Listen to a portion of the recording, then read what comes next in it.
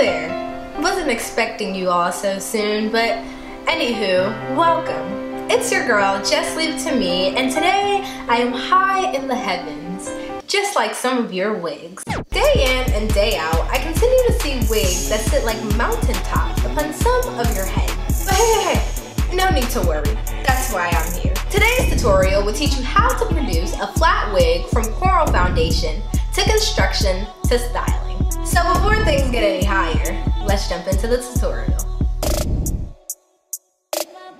Our first line of duty begins with our coral foundation.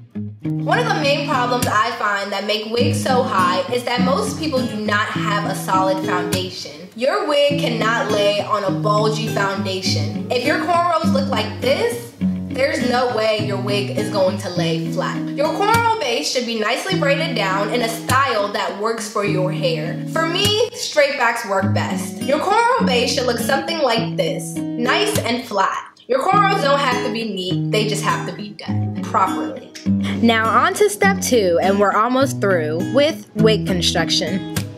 Before you sew anything down, you want to make sure that your frontal is flat. If your frontal looks like this before it is sewn down, it will not lay flat when it gets on your head. Your frontal should always be pinned down flat before it is sewn on to the cap.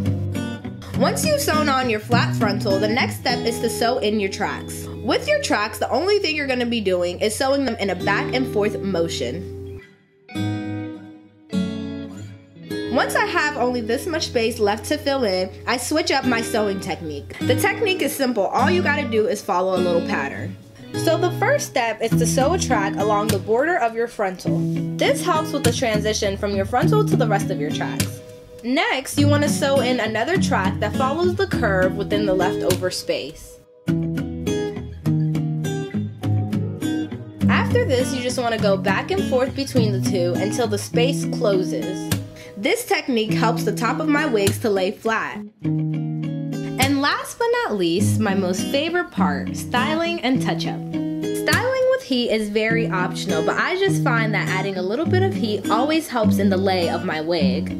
I typically use my flat iron to press out the top parts of my hair, then I go in with my handy dandy hot comb to lay down any flyaways I may have or any folds and creases that may lie within the hair, just to give me that perfect look I'm going for. Thanks again for tuning in to yet another tutorial. Don't forget to like, comment, and subscribe. And until the next time, I'll see you then.